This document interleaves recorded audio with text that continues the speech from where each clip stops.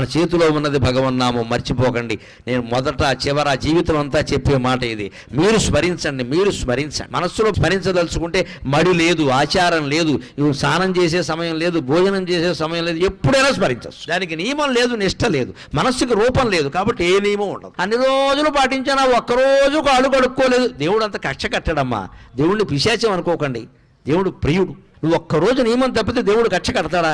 అలా అయితే దేవుడు అవుతాడా? అంతగా మనకు బాధ అనిపించింది అనుకో, అమ్మా ఏదో పొరపాటు చేశానమ్మా అని అమ్మవారి దగ్గర చెబితే క్షమించదా? ఆవిడ తల్లి అండి. భగవంతుడి దగ్గర భయం ఉండకూడదు, ఎప్పుడు హాయిగా చనువు ఉండాలి, ఒళ్ళో కూర్చునేలా ఉండాలి. గద, శంఖం, చక్రం, ఈ ఆయుధాలన్నీ వెనకాల వచ్చాయంటే నువ్వు నారాయణాయ నమః, ఓం నమో నారాయణాయ, ఓం నమః శివాయ, శ్రీమాత్రే నమః ఇలా ఏదో ఒకటి చెప్పిస్తూ ఉంటే సర్వాయుధాలు త్రిశూలం సహా నీ వెనకాల తిరుగుతూ ఉంటాయి. నీ జోలికి ఎవ్వడు రాడు, నీ ఇంటి జోలికి ఎవ్వడు రాడు, నీ భార్యా పిల్లల జోలికి ఎవ్వడు రాడు. వస్తే మటాష్, తిరుగులేదు ఇంకా.